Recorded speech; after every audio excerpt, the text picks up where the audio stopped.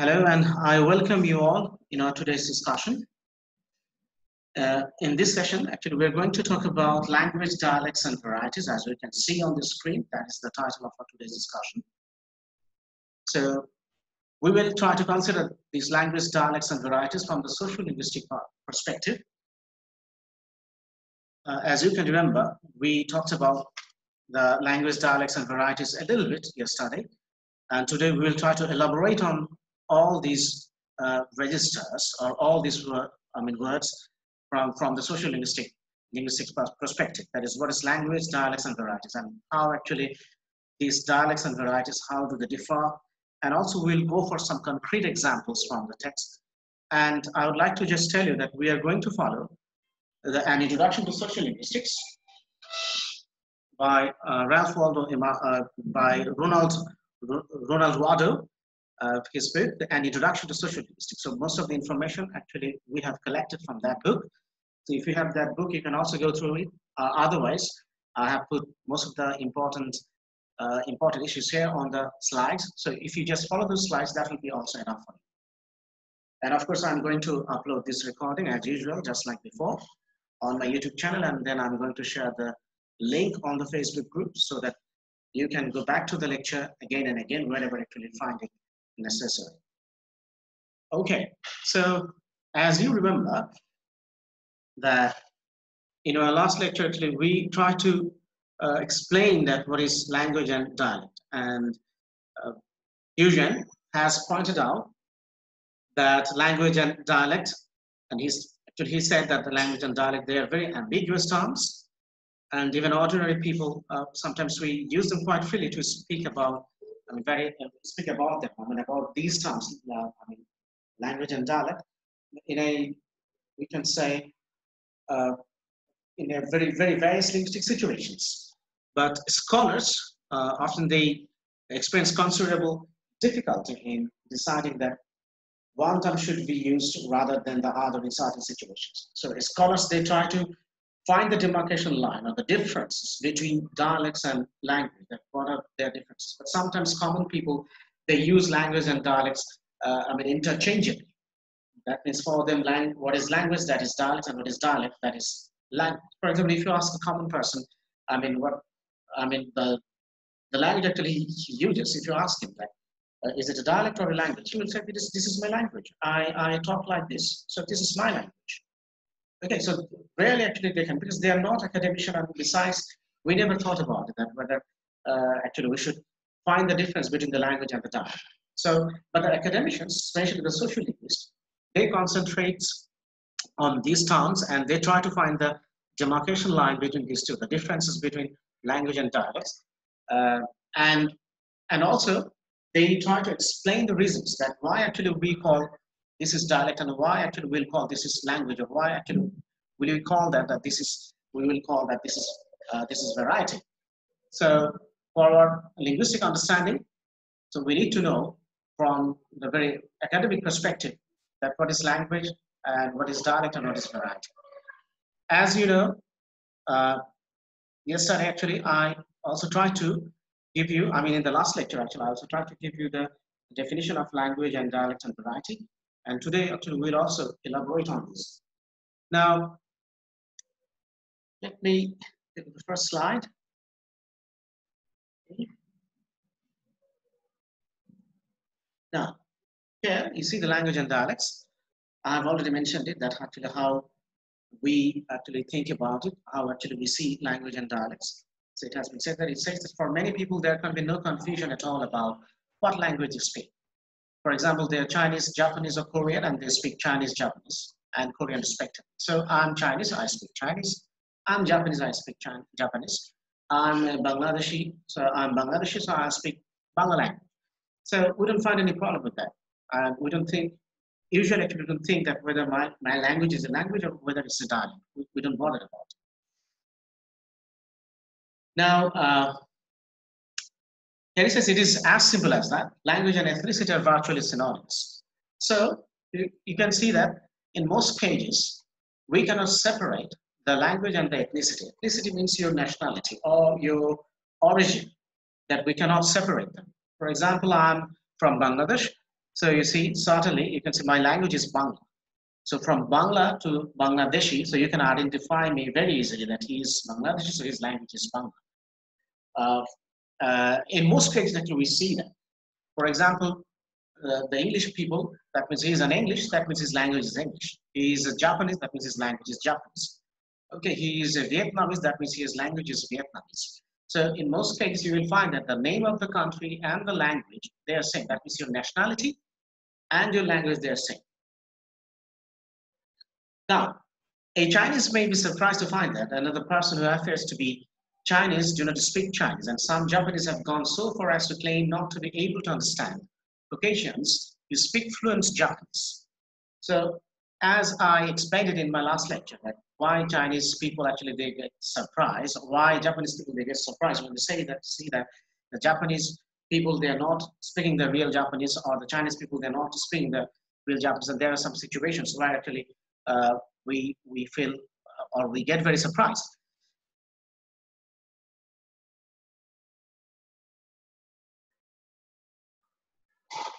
Now, just as such a strong connection between language and ethnicity may prove to be invaluable in nation building, it can also be fraught with problems when individuals and groups seek to realize some other identity. For example, to be both Chinese and American, or to be Canadian rather than Korean Canadian. So I hope you understand it by this time that somebody, I mean, your language actually, of course, it complements your nationality, and it helps you to build your nation. For example, our Bangla language actually it contributed immensely, and it still is contributing, and it will keep contributing. Our language, it will keep contributing to build our nation, because without Bangla, we simply can think about our existence without Bangla.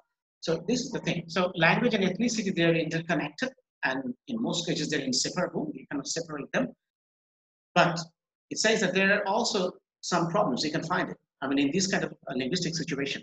For example, if a person he is a Chinese and American, maybe he is staying in America for a long time, or maybe he's he's a third or fourth generation. He's living there. He was born in America, but his forefathers or parents they are from China.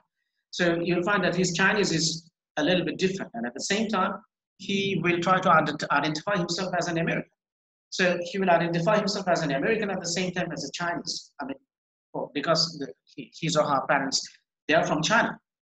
Same can happen to Canadian American, or same can happen to Bangladeshi American, Bangladeshi Canadian, or British, or Bangladeshi British people, those who are living in England. So same can happen. So they can identify themselves with the Bangladeshi community, and also they can identify themselves with the British community or English community, because they are living in that country and they're British citizen now.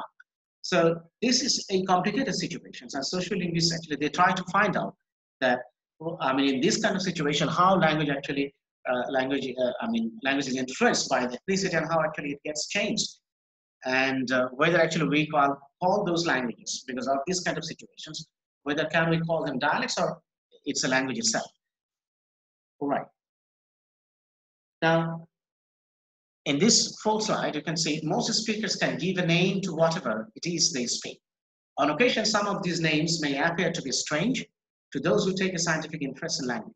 But we should remember that human naming practices often have a large unsaid scientific component to them. So it says that you can call your language in the way actually you want to. And sometimes it may appear to be very strange to you that why actually we are calling it Bangla, why not something else? And also, you can sometimes find it very unscientific way of naming your language. So it happens. It's very, we are human beings and we do it. I mean, in this. So sometimes actually this naming a language, you may find it's very arbitrary. You don't find any logic. You may find it very unscientific, just like that. Then census takers in India find themselves confronted with a wide array of language names when they ask people what language or languages they speak. Names are not only ascribed by region, which is what we might expect, but sometimes also by caste, religion, village, and so on. Moreover, they can change from census to census as the political and social climate of the country changes. So you see that the name of language, or the way actually we name a language, it changes. So here, one example has been given here that just census takers, that means In India, when people were taking, people who were actually involved in doing census mean in Bengali we call it Adum Shumari. You know that, right? Census, Adum Shumari. Fine, Tushar. Yes, sir. Yes, sir. You see that during this census, people will come to your house and they will ask you about different kind of stuff. Your family members, where you're from, or whether you're by born you're a Bangladeshi, what is your language, your profession, your annual income, all these things, because the government preserve these statistics and data, and later on they can use this data to have different kinds of planning. For example, financial planning, education planning, uh, planning for medicine or medical, because government use these statistics and they try to understand that what kind of people and the profession and the age also, that you can see during census they also ask about your age. So government can say that I mean people from which background, actually now we have more. For example, government can say that, all right, young people, the young generation, that is 30 to 40% of our country, or maybe all, the older people, they comprise 20 to 25% of the whole population. So in this way, census helps us to have different kinds of information. So just like this, in India, when census takers actually they ask people that what is their language, because India is a huge country, and in different provinces they speak different kinds of languages, right? I hope that you know that. Yes, sir. Right. Okay, so in different provinces of India, they have different languages.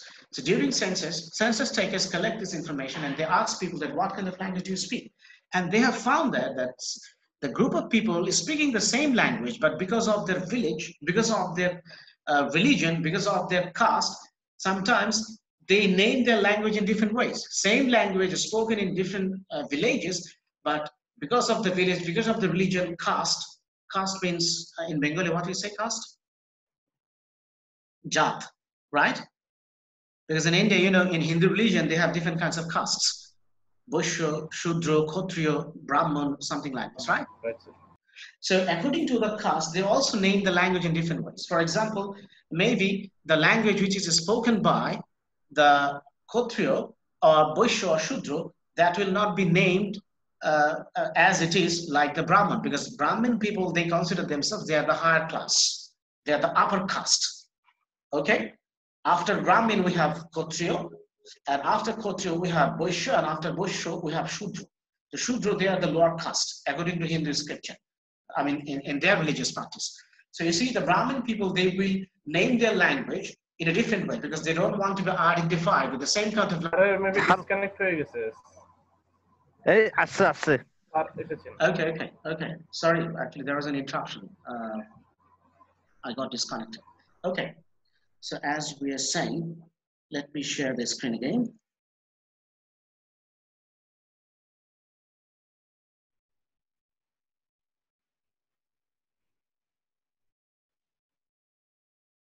Can you see the slides now? Can you see the slide? Slide number 4. Can you see that? Yes, sir. Okay. All right. So, Yes, sir. So as I was saying that there are different kinds of caste in Hindu religion, and people are considered.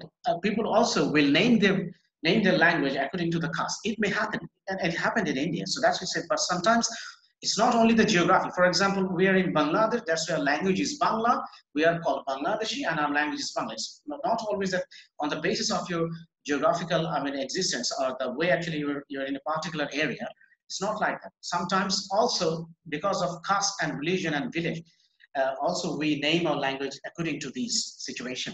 So moreover, they can change from census to census. It says that from one, for example, usually we have census in every 5 or 10 years, right? In every year, actually, we don't have census. Census are done usually after every 10, 15, or 5 or 10 or 15 years later. So census to census, it might vary. So people used to call their language in one particular census. They might call name their language in a different way after 15 years in the next census. And also because of the political and social climate. Now, you see, in India, they have a different political situation now going on there. So, and because of that political situation, now they are emphasizing on their Hindu religion and spatially. And that's why actually they want to maintain this Hinduism in every religion, in every sector of life, in every part of their life, in every aspect of their life. So that's why they're emphasizing, they're giving more importance on their religion. So now they are calling their language Hindi, and you can see that the Hindu people define their relation with the Hindi because they are Hindus and their language is Hindi. So you see, now the ties between the language and their religion is stronger than before. Do you follow me what I'm saying? Do you understand this? Yes, sir. Hindu people Okay. most focused on Hindu. Yeah, because they are now very much conscious about their identity and their identity as a Hindu, not anything else. So that's why Hindu people, they will call their language Hindi because they find a kind of religious fervor in it, religious ties between the language and their religion as Hindu. And also because of the social climate, if the social situation is different, if it changes, then you will find that in some cases they will also change their name of the language and as they change the name of the different things. For example, when there will be different political party, they will be in power.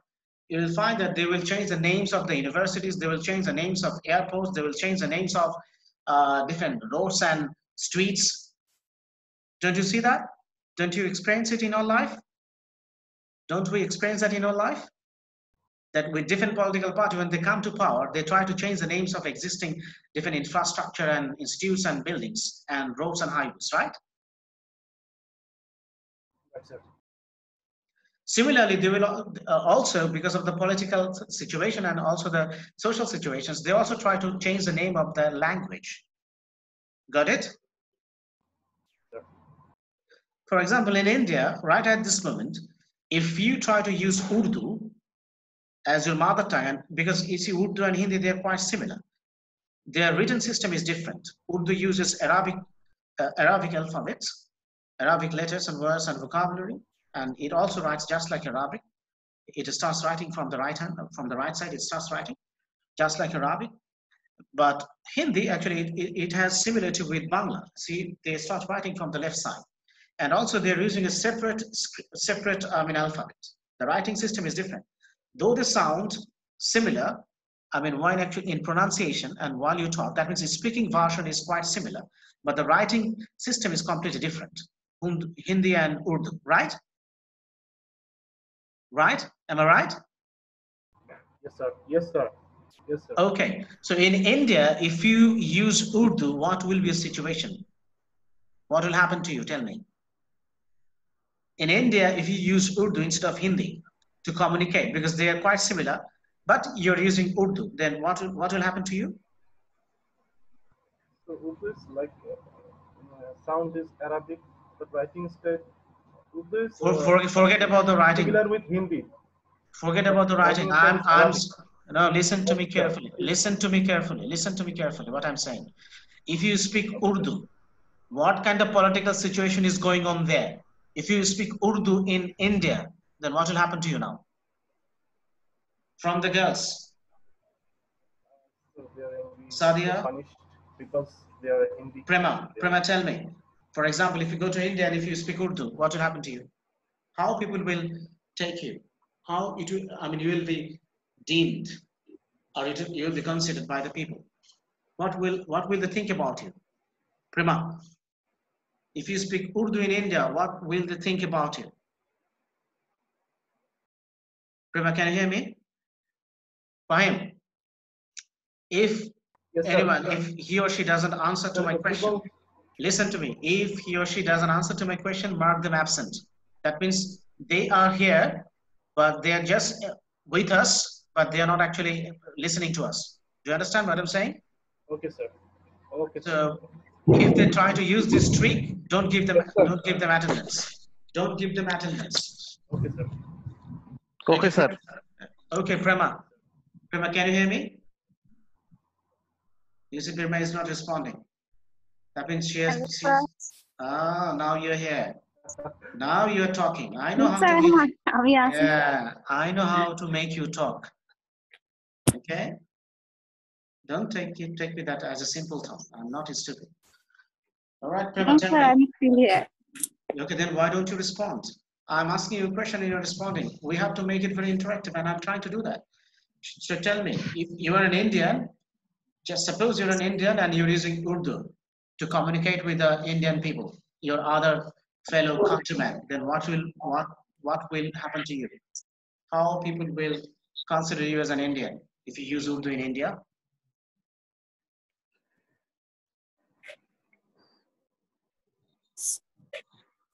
Sir, Yes. Fine. You're saying something here. What will happen to you? Sir, they cannot take it easily because they Because prefer Hindi. because Hindi is now, their language. yes, because now there is a certain political parties there and they prefer Hindi. If you speak Urdu, they will think that you are a Muslim, and then you will be in trouble. Got it? Got it? Yes, sir. Yes, sir. Yes, because ji sir. exactly, because the political situation is different. So you see, in this way, the name of the languages also changes. Names of the languages also change in a certain political and social situations. Understood? Is it clear now? Ji sir. Excellent. So this is how actually sociolinguists, they will try to investigate into the linguistic situation in different country at different situations. Now, while people do usually know what language they speak, they may not always claim to be fully qualified speakers of that language. So sometimes you might not be considered as a qualified speaker, okay? Even though actually you are speaking that language. They may experience difficulty in deciding whether what they speak should be called a language proper or merely a dialect of some language. So sometimes people, they themselves, they get confused that whether the language is language proper, that means whether it is the original language, the standard language, or they get confused that whether they should consider their language as is it a dialect. People get confused. So such indecision is not surprising. Exactly how you do decide what is a language and what is a dialect of language? How do you decide? Because sometimes we undergo or we experience this kind of indecision that whether should I call my language, it is a language or it is a dialect. Excuse me. And what criteria can you possibly use to determine that whereas variety X is a language or variety Y is only a dialect of a language? What are the essential differences between a language and a dialect? So we get confused that what makes a language, what makes my language a language, or what makes my language a dialect. Sometimes we don't understand it and we get confused. And also we get confused that whether should we call this variety X is a language or whether should we call that variety Y is only a dialect of a language. So we cannot decide it sometimes. Now you see, Hojan has pointed out that language and dialect are ambiguous terms. So they're ambiguous terms. And sometimes you find it very difficult to define them. Ordinary people use these terms quite freely in speech.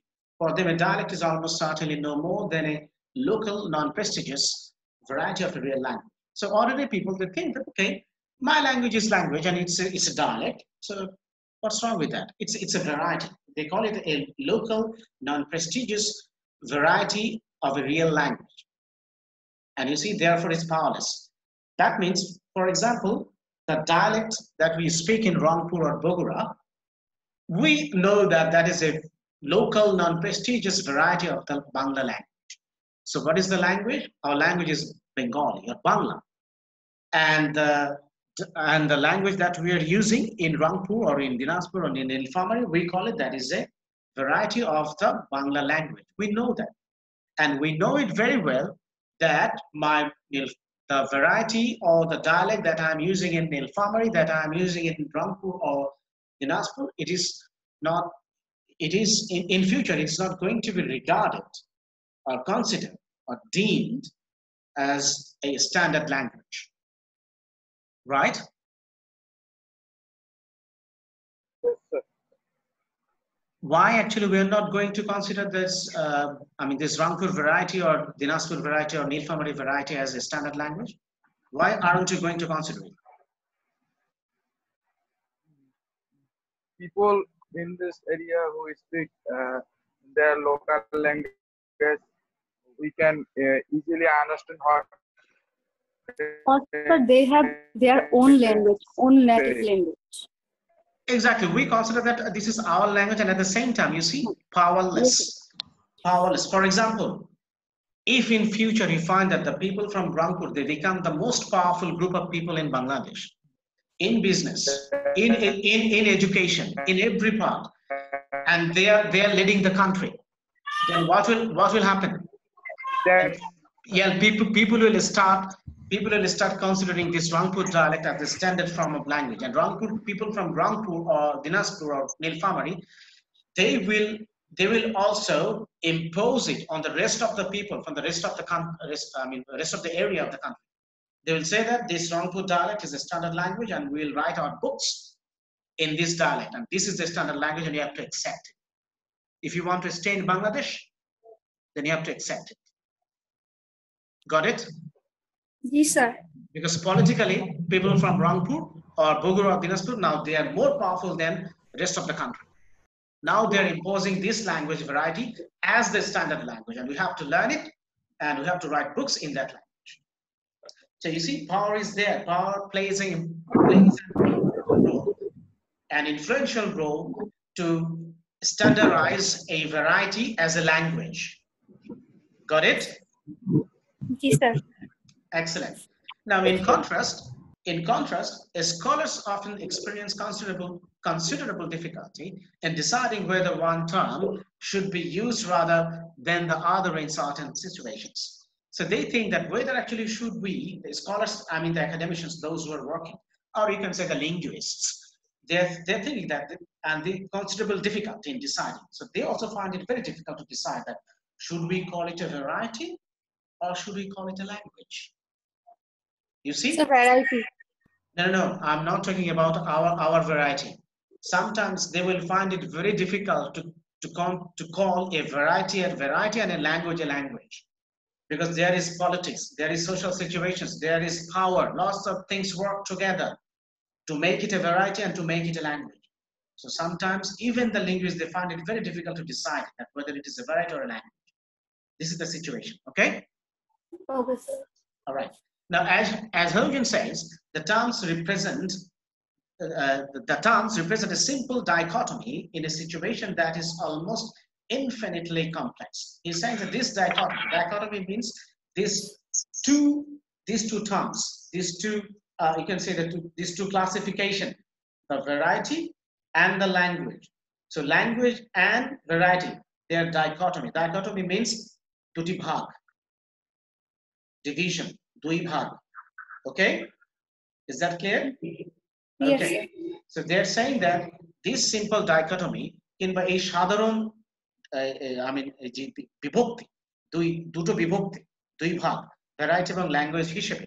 So they're saying that represent a simple dichotomy in a situation that is almost infinitely or infinitely complex. তারা বলছেন কি যে এই যে দুই ভাগে বলবো যে এটা variety and এটা language, বলছে এটা এত জটিল এবং এটি ইনফাইনাইট, এটা চলতেই আছে, এখন অসীম, এটাকে নির্দিষ্ট কোনো একটা জায়গায় এসে এক জায়গা হওয়া যাচ্ছে না, সিদ্ধান্ত গুলি হওয়া খুবই টাফ যে আমি এটাকে ভ্যারাইটি বলবো না language, it's very tough. Okay, alright, is that okay? Sir আবার কই গেল? Hello, Maybe having a problem. Sir. can you hear me? Can you hear me? Okay, fine, you can hear me. Yeah. Right. It's an Yes, sir. All right. Now, here, here you can see he points out that the confusion goes back to the ancient Greeks. Actually, from where actually we have got this confusion, that it is not the confusion we are experiencing right at this moment.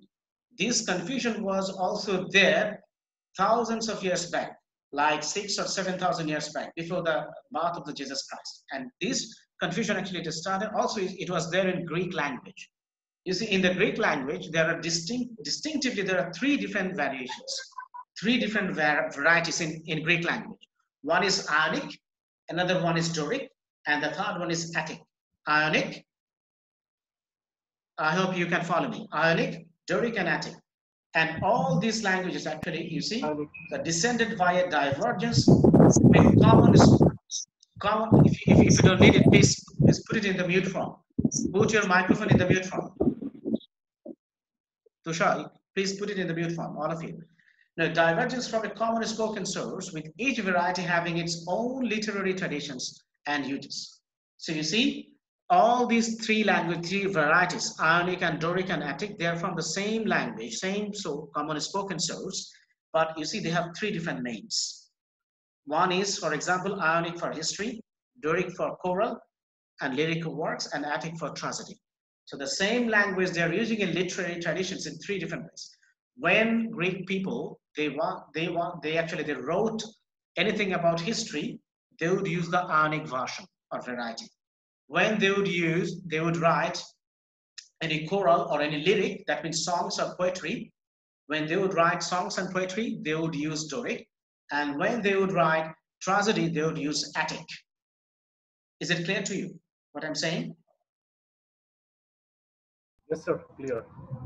Okay, so they are using three different varieties of the same language in three different situations in literature. Okay? Yes, sir. All right. So you see how it is very complicated. Then how can you say that which one is the standard language? Because if you say Ionic is the standard language, then Doric, that we are using for lyric and choral, that means poetry, and also Attic, that we are using for tragedy, we are not going to give them the same importance. But you cannot do that. All of them are important for Greek people. All these three varieties are important. But it gets very difficult to standardize that which one is the best.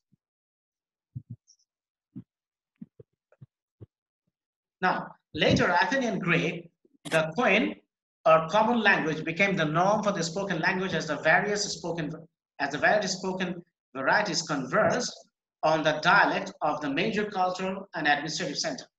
So now, later on, what happened that there is a very common language which is called Koine.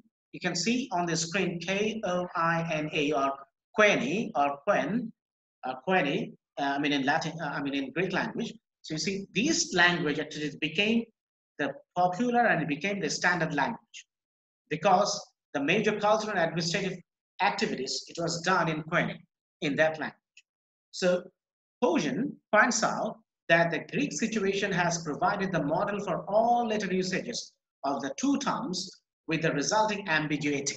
So he's saying that the way the Greek people or Greek linguists, or at that time the Greek academician, the way actually they used these technique to fix the language, to fix the demarcation of the difference between language and variety, later on, the other academician actually it has set the cornerstone or the foundation to establish the difference between language and variety. Or you can see to lessen the ambiguity between these two definitions, that what is language and what is variety.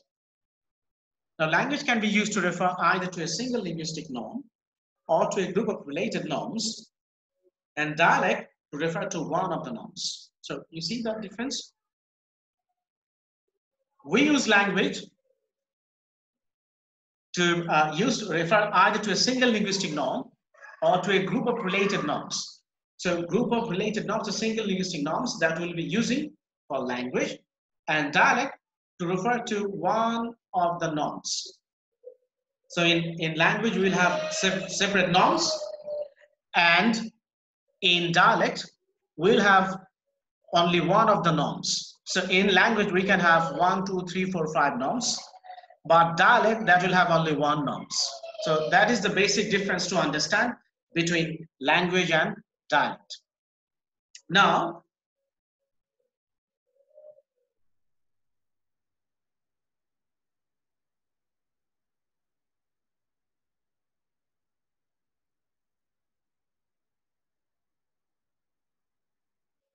okay. Now, I will move on to the next slide. Now you see, the situation is further confused by the direct distinction the French make between our dialect and our patois. Our dialect, that means one dialect, our patois, that means, it is a difference actually, it's set in the French language. Now you see, there is a definition how actually the French people, they made difference between these two, the language and the dialect. The former is a regional variety of a language. You see, for French people or French academicians, the linguists, they say that all dialect, that is a regional variety. That means in different region, they will have different kinds of French languages. For example, in Dhaka, in old Dhaka, we have a different language, and you see the new Dhaka, we have a different language variety. So that is the regional variety, okay? And that has an associated literary tradition. And in the regional variety, they will write their literary tradition. That means they will write their literature in different way. I can give you an example from our country. For example, in Barishal, you can see they have a different language, right? I mean, we can call it a variety, or we can call it a dialect, I should say. But for our understanding, we can call it a variety. Can you hear me? Do you follow me what I'm saying? Yes, sir. So you see, if you go to Barishal, you will find that in Barishal, there are some texts there written in completely in their language, not in the standard Bangla that we say. Okay, it is written in their language, and also in Rangpur and also in Bogura, and you see they have a specific kind of a song that we call Gombira. Have you ever heard of this? Gombira, the specific song in Rajshahi or Champainavangaj, they say. In Rajshahi, yeah. In Rajshahi and in Champainavangaj, there is a specific kind of song. We call it Gombira. Do you follow what I'm saying? Have you ever heard of this?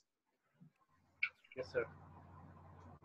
I mean, if you just go through YouTube and you can find it, like Nana Nati, they have different kinds of songs. Yes, sir. Yes, sir. That we call Gombira. Sir, Rajshahi অঞ্চল আছে, Rajshahi Champainavangaj.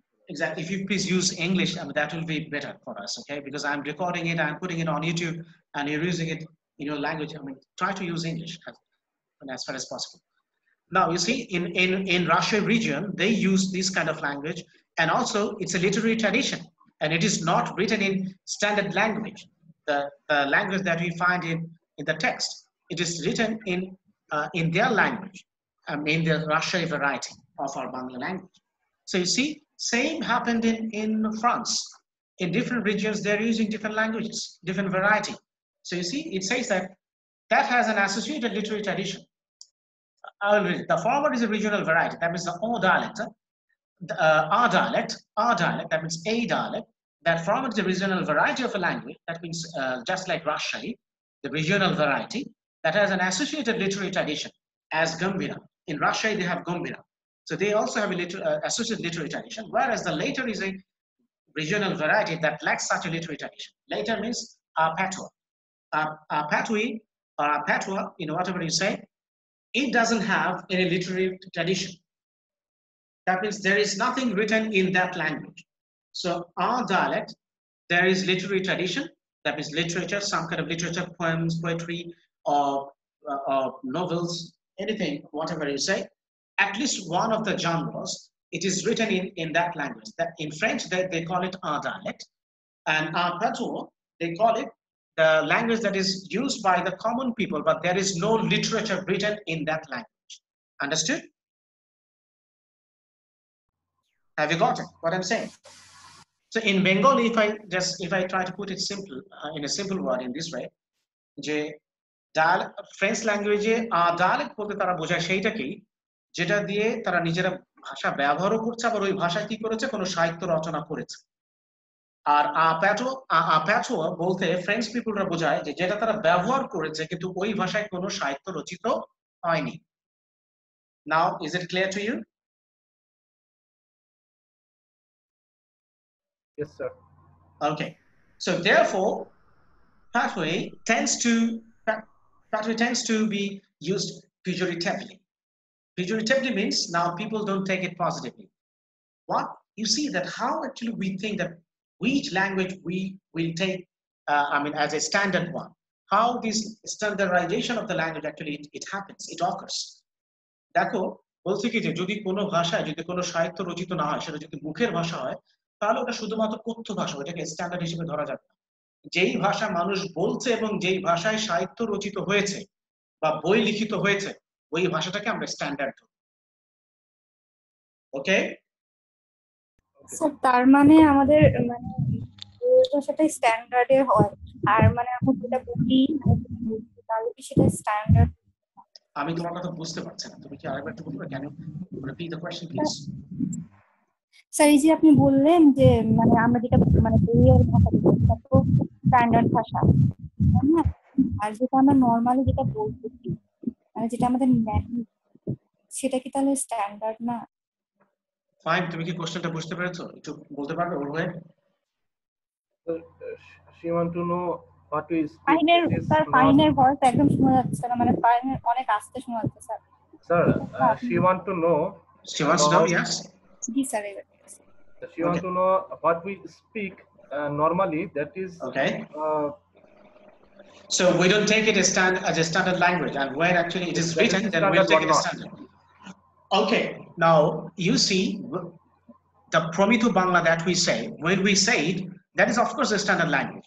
But if I ask you, the dialect that you are saying, do we have that much literature found in that language? তুমি যে ভাষায় কথা বলছো, এই ভাষায় সাহিত্য রচিত হয়েছে, সেটা সকলের কাছে সমাদৃত, সবাই সেটা মেনে নিয়েছে?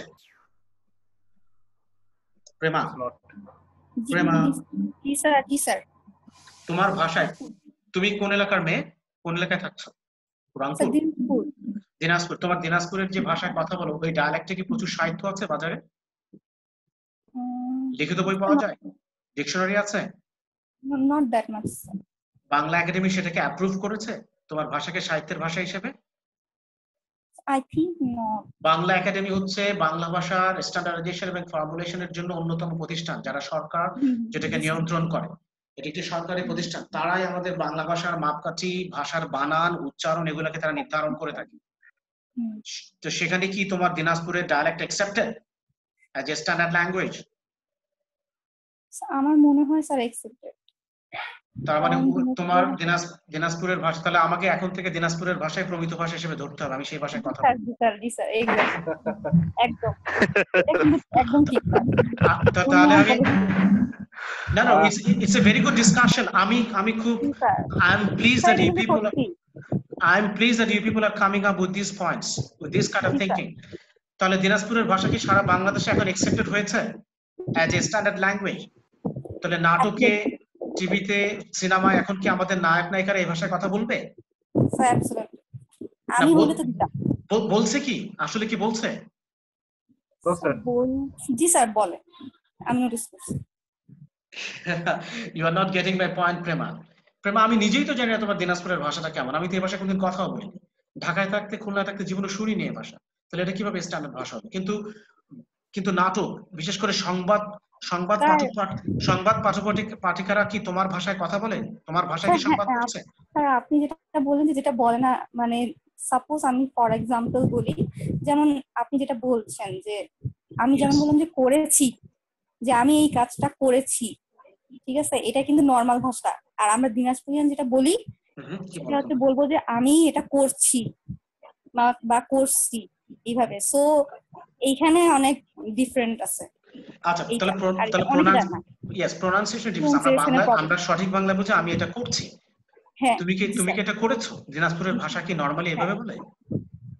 হ্যাঁ, মানে আমরা বলেছি আমি এটা করছি, আর নরমালি যেটা বলে এটা কি করেছো, মানে আপনারা যেটা বলেন বা এটা। আচ্ছা শোনো, তাহলে সংবাদ পাঠিকারা কি তোমাদের দিনাজপুরের ভাষায় উচ্চারণ করে? না, সংবাদ পাঠিকারা আমাদের দিনাজপুরের ভাষায়। এক্স্যাক্টলি। শোনো, আমি তোমাদেরকে বলি যে আমরা যখন নিউজ শুনি, ওই নিউজগুলো যেগুলো জাতীয়, প্রত্যেকটা গণমাধ্যম কিন্তু জাতীয় গণমাধ্যম, সেটা বেসরকারি হোক আর সরকারি হোক, সেখানে কিন্তু তারা স্ট্যান্ডার্ড মেইনটেইন করে, রাইট?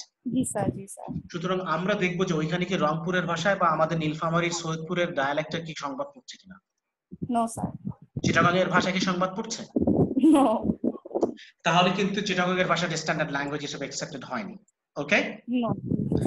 যখন বাংলা একাডেমি বলবে যে আজকে থেকে বাংলাদেশের সংবাদ মাধ্যমগুলোতে এবং প্রথম আলো পত্রিকা বা যে কোনো পত্রিকাতে, যুগান্তর, প্রথম আলো, নয়া দিগন্ত, যা ইচ্ছা তাই বলো, আমার নাম মনে আসছে না, ইত্তেফাক, ইনকিলাব, হোয়াটএভার ইট ইজ, যে কোনো পত্রিকাতে আজকে থেকে এটা দুটো ভার্সন বেরোবে, একটা হচ্ছে দিনাজপুরের ভার্সনে এবং আরেকটা হচ্ছে বাংলা ভার্সনে, কারণ দিনাজপুরটা আজকে থেকে স্ট্যান্ডার্ড। যেদিন থেকে বলবে সেদিন থেকে তোমার ভাষা আমরা স্ট্যান্ডার্ড হিসেবে ধরবো, তখন আমিও বাধ্য হবো ওই ভাষাটা শিখতে, ওই ভাষায় আমি করেছি জায়গায় আমি করেছি এই কথা বলতে। আমি বলতে চাইছি যে বেসিক্যালি অন্য এলাকার চেয়ে, বা ধরেন খুলনা বা চিটাগাং বা ঢাকা এসব এলাকার চেয়ে বলতে গেলে মানে আমাদের দিনাজপুরটা মানে সবাই যেটা বুঝে স্ট্যান্ডার্ড ভাষার সাথে অনেক অনেক কাছাকাছি, তাই তো? অনেক কাছাকাছি। Exactly, this is the point. আমরা এই পয়েন্টটা we can take this point, কিন্তু আমরা বলবো না যে এটা স্ট্যান্ডার্ড ভাষা, ঠিক আছে, যেহেতু এটা এখন আমরা অ্যাকসেপ্ট করি নাই। Okay, alright, good point. I hope you understand it. Now স্ট্যান্ডার্ডাইজেশনের যে ফর্মুলাগুলো সেগুলো আমরা পরবর্তী লেকচার আমরা ওগুলো আলোচনা করব। আমাকে একটু সময় শেষ হলে বা তার আগে একটু বলে দাও please. Please remind me of the time. Sir, 5 minutes, sir. So we have 5 more minutes. All right, that's good. That's good. Okay, now I will continue from the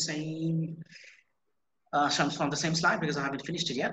Now, it is regarded as something less than a dialect because of its lack of an associated literature. So you see, when you don't have a very visible number of literature in that particular language, if it is not written in that language, then we don't consider it as a standard language.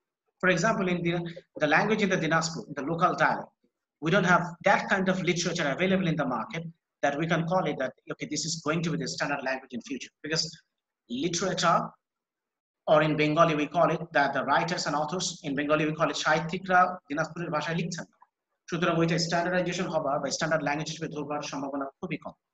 Now, even a language like Britain, a Celtic language is still spoken in parts of Brittany, that is in England.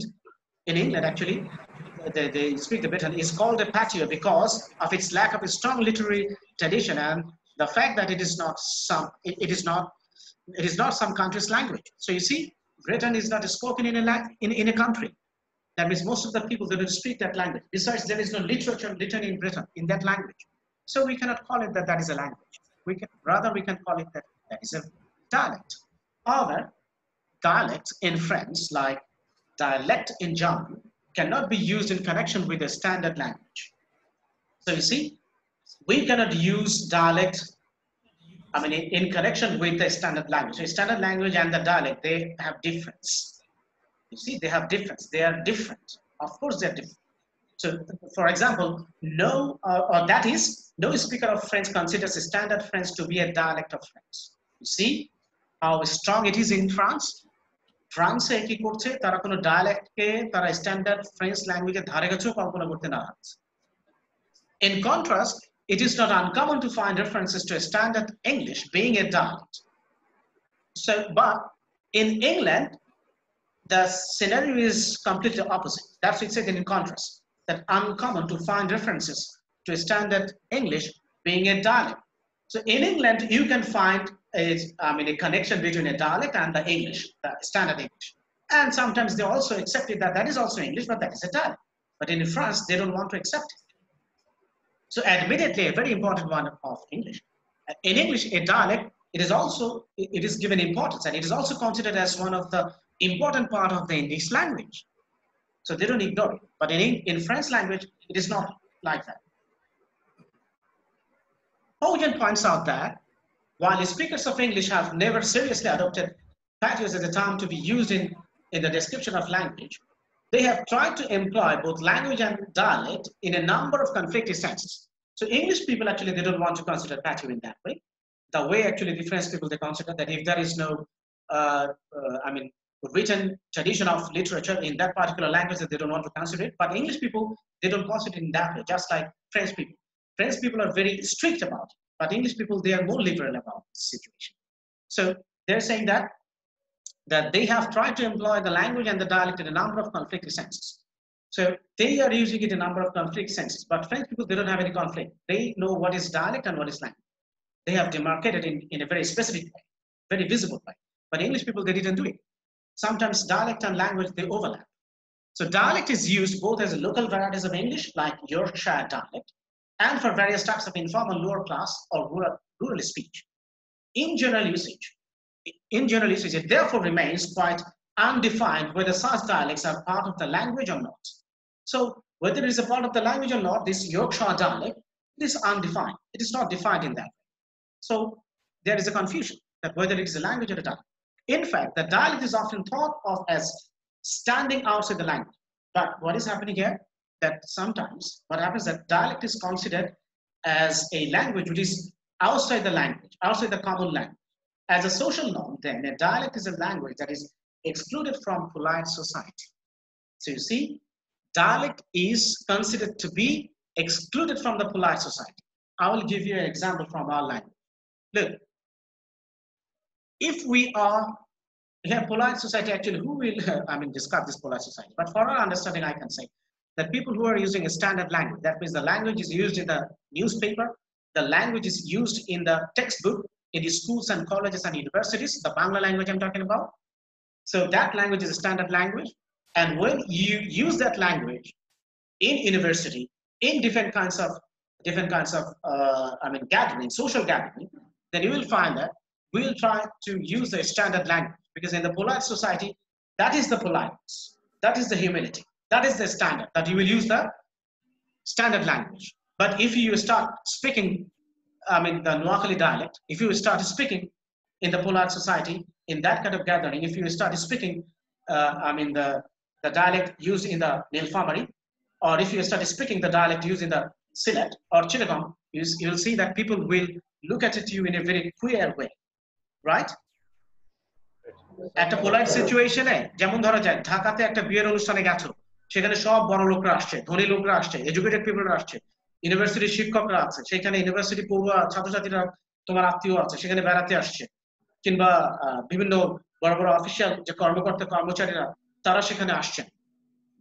তো যখন তারা সেখানে আসেন, তুমি যদি সেখানে যে তোমার নীলফামারী কিংবা দিনাজপুর কিংবা রংপুর বা বগুড়া বা চাঁপাইনবাবগঞ্জের এই ভাষাটা ব্যবহার করা শুরু করো, তোমার দিকে সবাই খুব ভালোভাবে তাকাবে নাকি? হঠাৎ করে তুমি সিলেটি ভাষায় কথা বলে আমাকে জিজ্ঞাসা করলা কেমন আছি, কিংবা তুমি চিরগের ভাষায় আমাকে জিজ্ঞেস করলা গমাসুনি বদ্দা। ওরা যে কোনো সিনিয়র কাউকে রেসপেক্ট করার জন্য বদ্দা বলে কনফিউজ করা। গমাসুনি মানে ভালো আছো নাকি বড়দা, বড় ভাই কেমন আছেন, এই কথাটা গমাসুনি বদ্দা, আমি তো বুঝবোই না, বরং আমি ব্যাপক হয়ে যাবো যে কি জিজ্ঞেস করছে, এটা কোন ল্যাঙ্গুয়েজ? সবাই অবাক হবে না? Do you follow me what I'm saying? Yes, sir. That's what you're saying. That yes. Fine. আমাদের next Sinha ma'am class. Now you have a cinemas class. Okay, so I will just finish it here. Then you can join the cinemas class. No problem. I'm sorry for that. Now, as a social norm, you see, then a dialect is a language that is excluded from the polite society. So it is often equivalent to a non-standard or even a sub-standard. So this kind of dialect that is considered as a non-standard or even sometimes sub-standard, that means it doesn't have any standard. When such terms are applied to language and can connote various degrees of inferiority, with that connotation of inferiority carried over to those who speak a dialect. So you see, we'll consider that language as inferior to the standard language, and also we'll consider those group of people as an inferior to the people who are speaking standard language. See the thing? With your language, I'm also identifying your status in the society. If you speak that, your local dialect, even in that kind of polite society, that kind of congregation, then I will find that that person is just educated. Because you see, he's using, his own dialect. Even he doesn't know how to speak a standard language. That means he's uneducated. He's not, he's not compatible, with this kind of social gathering, compatible to that standard society. So with the language variety or dialect, we are also considering people inferior or superior. People who are speaking standard language, they are superior. People who are speaking dialect, they are inferior. So language and ethnicity and the social status, these are very important. And we need to consider all these things while, as from the sociolinguistic perspective or as a linguist, when actually you think about language and dialects. Okay? All right, I hope you don't have any more questions, and since we don't have any more time, so I would like to conclude our today's lecture here, and hope to see you next time, inshallah. And if you have any question, just you can put it or you can text it on WhatsApp or any other form or any other platform. Okay, thank you very much. Thanks for your cooperation and for your patience. And you made it very much interactive. I really enjoyed it today. Take care of yourself. Bye.